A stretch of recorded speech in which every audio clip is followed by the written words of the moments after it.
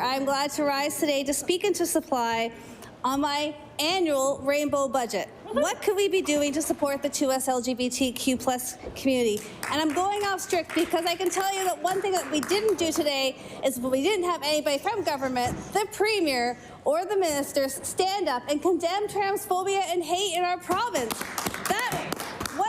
So you know what? That was like the easiest thing that people could have done, and nobody chose to do it. Do not tell me you celebrate Trans Day of Visibility if you're not willing to stand up.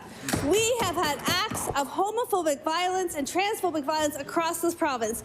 In Liverpool, the town tourism office was targeted repeatedly by homophobic and transphobic graffiti, and it has not been addressed.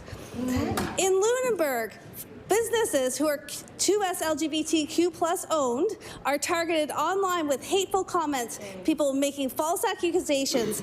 And last year, when Lunenburg businesses would not even put the pride flag in their window. This year is the first Lunenburg Pride Parade, and I certainly hope that the MLA knows about it and will be out there in strong force.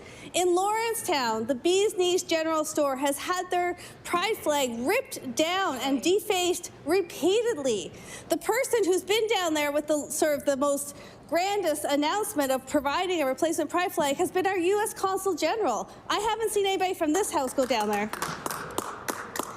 In Halifax, a business recently hosted a drag story time, and they were targeted online by hate.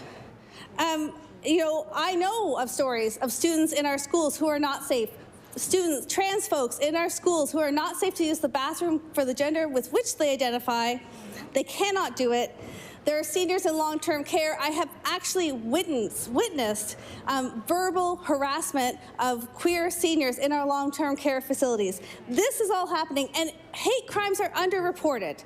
So they're not reported for a lot of reasons. One is shame. So if I'm standing in the provincial legislature where no member of the sitting government stood up and said, actually, you're right, I condemn transphobic hate, then how are you going to build up and recover from the constant onslaught of hatred and discrimination? Absolutely. People are fearful. People are fearful of making a big deal. I bet you someone over there wanted to stand up and say something, and I bet you're fearful of the implications on your political career. And frankly, we're tired. We're tired because we've been doing this fight for a very long time, and we've been trying to keep people alive to the point that my colleague from Cape Breton Centre, Whitney Peer, made earlier. And the wait times are still too long for people to be able to live the lives they want to live. So do not tell me that you're celebrating Trans Day of Visibility until I see some action on that side of the house. The Stats Canada released the latest police-reported data, and let me be clear that queer folks don't easily go to see the cops and complain about hate because we have to explain it, we have to prove it, and there's a long history of discrimination. Showed a 64% increase in hate-motivated crime on sexual orientation last year alone. Our communities are under attack. I don't think it's simply a matter of opinion about whether you stand up to homophobia or transphobia. It is time now, and it's only getting worse. So a little history lesson, as folks on the other side often like to provide. I was president of Egal Canada in 2002-2003. And I was one half of one of the first couples in queer couples in Canada to get married. As you can imagine, I received hate mail. I received it weekly, but it arrived in snail mail, so it arrived slowly, and people actually, really had to make an effort to make those threats. On the doorstep during the campaign, I only faced a handful of uncomfortable situations. But when someone asked me about my record on addressing gender-based violence, which I'm extremely proud of, I've worked against gender-based violence my entire life, only to start yelling to me about how I endangered children, how I was going to do damage and harass the young volunteer with me. But in the past year, the volume of hate online has grown exponentially. So the tweets and retweets mentioning the LGBTQ+ community alongside grooming slurs jumped 119% since the October 27th, 2022, when a major change happened on the Twitter platform. often targeting educators, pride events, or drag story hour events. The grooming narrative demonizes the LGBTQ plus community with hateful tropes, using slurs like groomer and pedophile. The Center for Countering Digital Hate has identified over 1.7 million tweets and retweets since the start of 2022 that mention the LGBT community via keywords. The hateful grooming narrative is not happening in a vacuum. It is connected to other forms of intolerance and hate. It is connected to those who also want to be anti-Semitic. It is connected to those who are also pushing Islamophobia. New estimates from the Center for Countering Digital Hate show that 5 accounts are set to generate up to $6.4 million per year for Twitter in ad revenues. This is the sort of thing we're facing.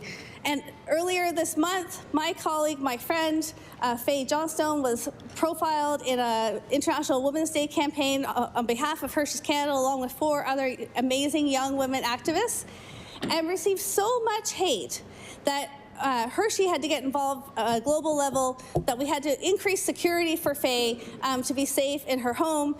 And to date, there's been something like over 4 billion impressions of hate around that campaign globally.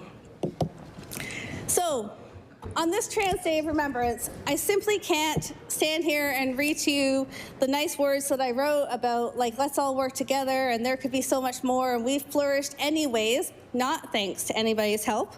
But, you know, I think I'll just, continue to repeat again that this government's platform, when they ran and won the election, did not have a single mention of the 2SLGBTQ plus community, and received an F from the Nova Scotia Rainbow Action Program in their review of party platforms. There was no mention of the 2SLGBTQ plus community in the speech from the throne.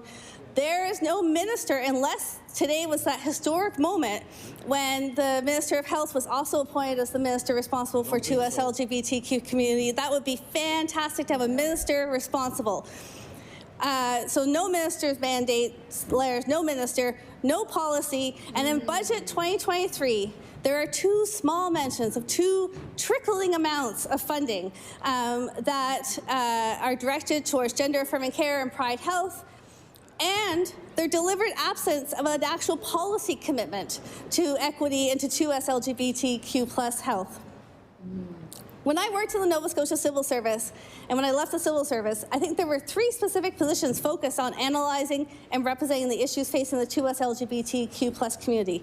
At that time, gender identity and gender expression were being added to the Nova Scotia Human Rights Code, and government recognized the need to build and have capacity. There were managers in that role at Department of Health and Wellness, CCTH, and the Public Service Commission. And I will say that my colleagues on this side of the House, the Liberals, decimated those 3 positions, and we saw an erosion of the policy capacity over the 8 years that they were in power. It is important to have that capacity because it is the difference between formal equality, which sets out in laws, and substantive equality, which is actually the ability to enjoy those rights and to benefit from those in our society.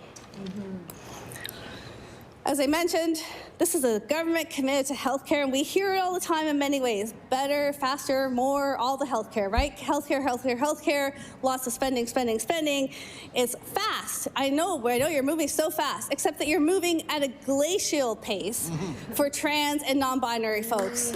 And you have told us, you have committed to us that there's these reviews going on. So at one point, I understood there was a review of Pride Health and that this was going to take time. So we understand what the resources truly are. This year in estimates, well, and just to be clear, we thought Pride Health was going to be expanded last budget. So this year, there's a small amount of money allocated, apparently not based on a review, apparently based on a business case by NSL. So in fact, whatever was happening that took all that time, I'm not sure what's really happening. And I would invite the government to table whatever analysis it has done that warranted a full year of waiting for the expansion of Pride Health Services. On gender-affirming care, again, it's not that we actually have to reinvent the wheel. There's actually an international body, WPATH, the World Professional Association for Transgender Health, that has done this work. So has worked with specialists and community members around the world for many, many years to develop standards of care. Standards of care number 8 came out last August, and the minister in estimates made some reference to it took time to absorb them. Well, there were tweaks in that policy, in fact. So the bulk of the work was there the moment they were elected and has not been put into play. And so, the message that we're receiving is that gender-affirming care isn't health care, or at least it's not health care to this government, or it's not important health care, or that gender-affirming care and the well-being of trans and non-binary folks is simply not a priority.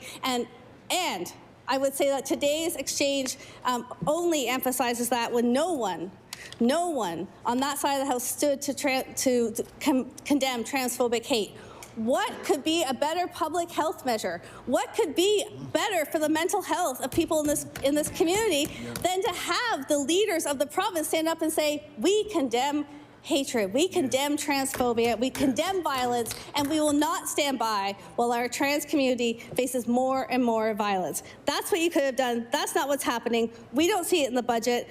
We are told in estimates that the Department of Health and Wellness is on a journey. And again, there's fast journeys, I guess, and there's kind of like medium speed journeys, and then there's slow journeys, and then there's journeys that never end, but also don't even need to get started because the work's been done, the standards of care exist, and we really thought we were going to have announcements quickly. And I also, from the moment I stood in this chair, felt that I was giving this government lots and lots of clues and opportunities and things like easy things to grab out of the air and indicate the support for the 2SLGBTQ+ community in this province. And I can't believe that we are still here at the beginning of the 2023-2024 fiscal year, and nobody on the other side of that, these chambers have figured out how to support the community that I come from.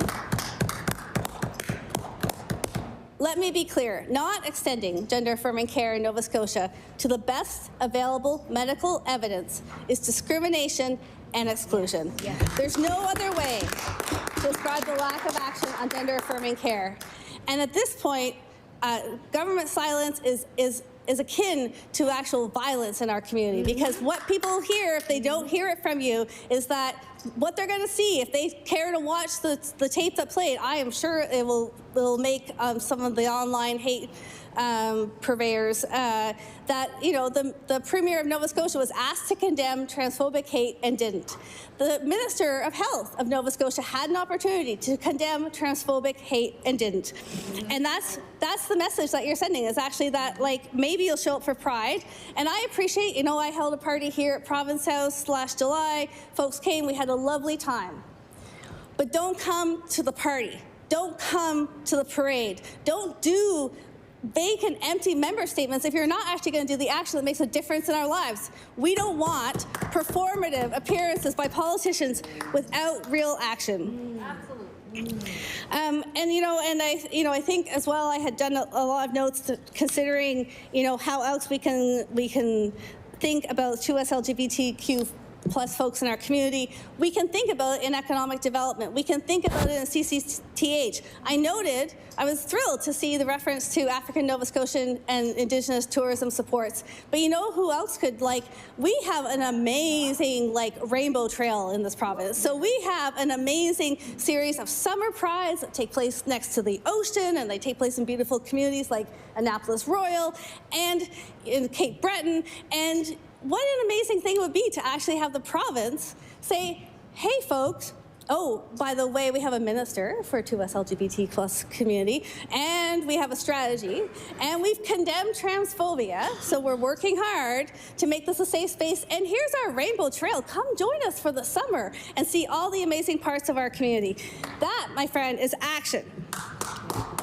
I've also given lots and lots of other information to folks. So, for instance, the provincial employment equity should be expanded to include 2SLGBTQ+ communities. I was contacted earlier this year by Simply Good Forum, an amazing Bedford-based business that's doing amazing work, has received accolades for the work they're doing in capacity building in organizations and businesses around 2SLGBTQ+ issues.